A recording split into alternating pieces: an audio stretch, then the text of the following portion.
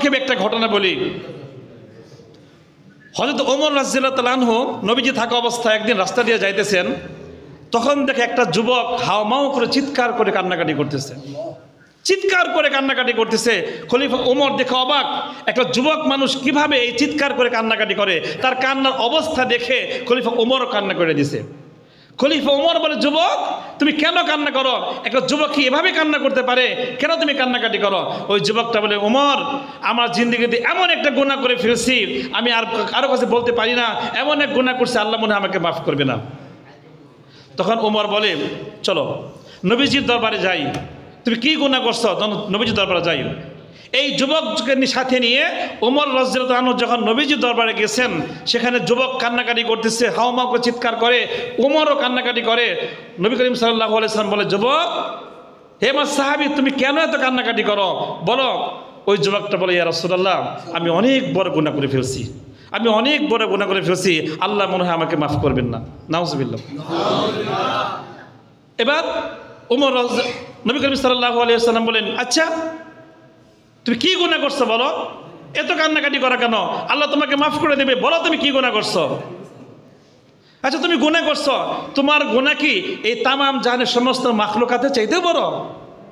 ওই যুবক চিৎকার করে কান্না করে বলে, ইয়া রাসূলুল্লাহ আমি যে গুনাহটা করছি, আমার এই গুনাহটা সমস্ত সৃষ্টিকুলের চাইতেও মনে হয় বড়। এবার নবীজি বলেন, আচ্ছা তুমি যে গুনাহটা করছো, তোমার এই গুনাহটা কি আল্লাহর আরশের চাইতেও বড়? ওই যুবকটা বলে, ইয়া রাসূলুল্লাহ আমার মনে হয় আমার গুনাহটা আল্লাহ আরশের চাইতেও বড়। এবার নবী করিম সাল্লাল্লাহু আলাইহি ওয়াসাল্লাম বলে, যুবক এটা তুমি কি বলো? তাহলে তোমার গুনাহটা কি আল্লাহর দয়ার চাইতেও বড়? এবার যুবক চিৎকার করে বলে, ইয়া রাসূলুল্লাহ আমি যে গুনাহটা করছি আমার মনে হয় আমার গুনাহটা আল্লাহর দয়ার চাইতেও মনে হয় বড়। তখন নবীজি অবাক হয়ে বলেন, কি এমন গুনাহ? নবীজি বলেন, হাল কতালতা নাফসান, তুমি কি কোনো মানুষকে হত্যা করছো? ওই যুবক বলে, ইয়া রাসূলুল্লাহ না আমি হত্যা করি নাই। নবীজি বলেন, তাহলে তুমি কি শিরক করছো? যুবক বলে, ইয়া রাসূলুল্লাহ আমি শিরকও করি নাই। এবার নবীজি বলেন, তাহলে কি গুনাহ করছো বলো, না বললে আমি বুঝবো কিভাবে? এবারে যুবকটা বলে, ইয়া রাসূলুল্লাহ ইয়া হাবিব আল্লাহ আমি দুশ্চরিত্র একজন যুবক। আমি জীবিকা হিসেবে আমি বাইসা নিয়েছি যে যখন কোনো শহরে কোনো মানুষ মারা যেত, তাকে যখন কবরে রাখা হতো, আমার পেশা ছিল ওই কবরে রাত্রেবেলা গিয়ে ওই কবর থেকে লাশটা খুদে কাপড়ের কাপড় চুরি করে এনে বাজারে বিক্রি করে আমার জীবিকা নির্বাহ করতাম। নাউজুবিল্লাহ বলেন। তার পেশা ছিল সে কাপড় চুরি করে বাজারে বিক্রি করতো রাত্রেবেলা গিয়ে। ইয়া রাসূলুল্লাহ ইয়া হাবিব আল্লাহ একদিন আমি শুনলাম যে মদিনার সুন্দরী সুশ্রী একটা মহিলা মারা গেছে।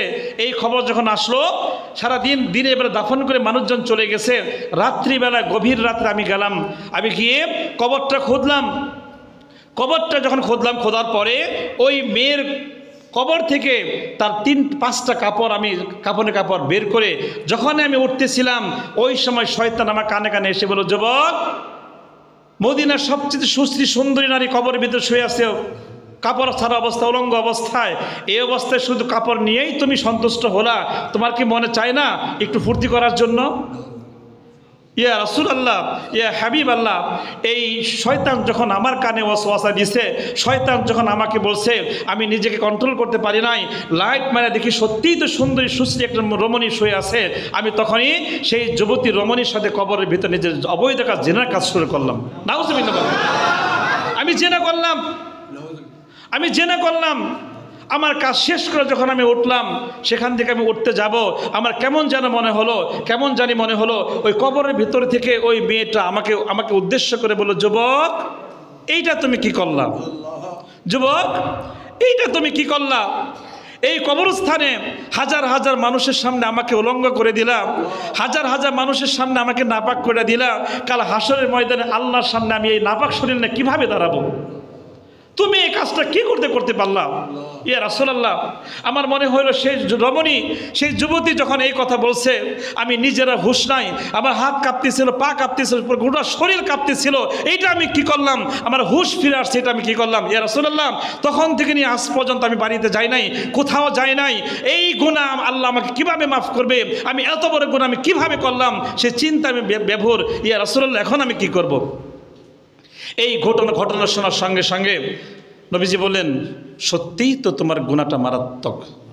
নাউজুবিল্লাহ বলেন, সত্যিই তো তোমার ঘটনা মারাত্মক।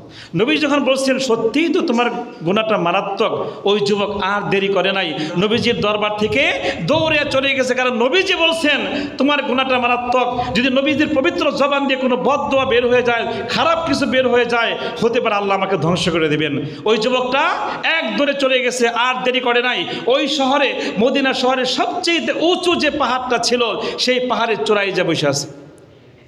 এভাবে একদিন দুই দিন নয়, একদিন দুই দিন, এক সপ্তাহ, 2 সপ্তাহ, 1 মাস, 40 দিন ওভার হয়ে গেছে। 40 দিন চলে গেছে। 40 দিন পরে হযরত জিবরাইল আলাইহিস সালাম আসছেন নবীজি দরবারে। হযরত জিবরাইল আলাইহিস সালাম আয়েশা বলে, ইয়া রাসূলুল্লাহ, আল্লাহ আপনার নিকট 3টা প্রশ্ন করছেন। কয়টা প্রশ্ন বলেন? 3টা প্রশ্ন করছেন আপনার নিকট।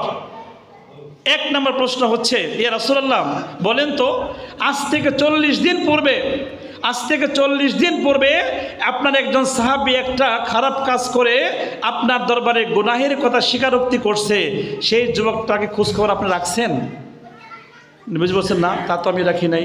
সে কোথায় গেছে আমি জানিও না, সেও আসি নাই, আমিও যাই নাই, আমি তো জানি না। ওই সময় জিবরাইল আলাইহিস সালাম বলে, ইয়া রাসূলুল্লাহ, ওই যুবকটা যখন আপনার এখানে আসছে তখন থেকে নিয়ে আজ পর্যন্ত সে সবচেয়ে উঁচু যে পাহাড়টা, সেই পাহাড়ে অবস্থান করতেছে।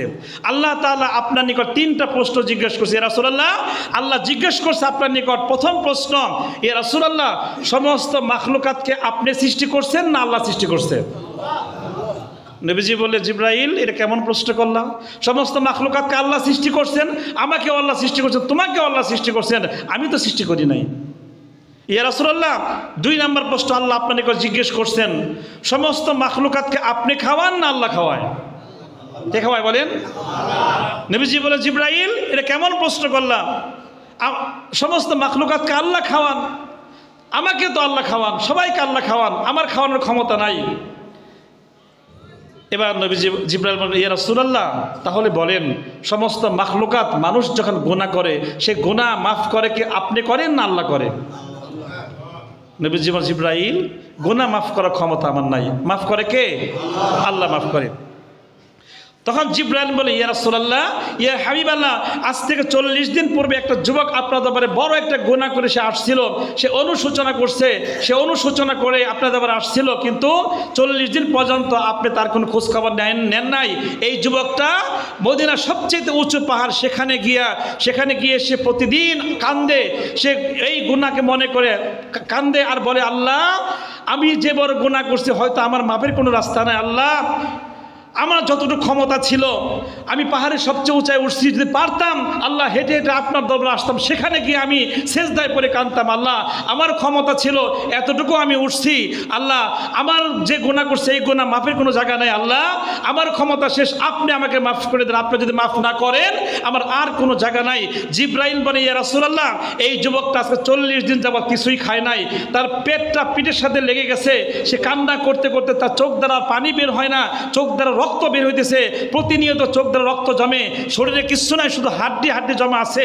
এই বান্দা এতটাই কান্না করছে, রাসূলুল্লাহ, আপনার যে বড় বড় সাহাবী আছে, আপনার যে বড় বড় সাহাবীগুলো আছে, তাদেরকে পাঠিয়ে দিয়ে ওই ব্যক্তিকে শোনায় দেন, আল্লাহ তাআলা ওই যুবকের তওবা কবুল করে নিয়ে তার জিন্দেগীর সমস্ত গুনাহ মাফ করে দিয়েছে।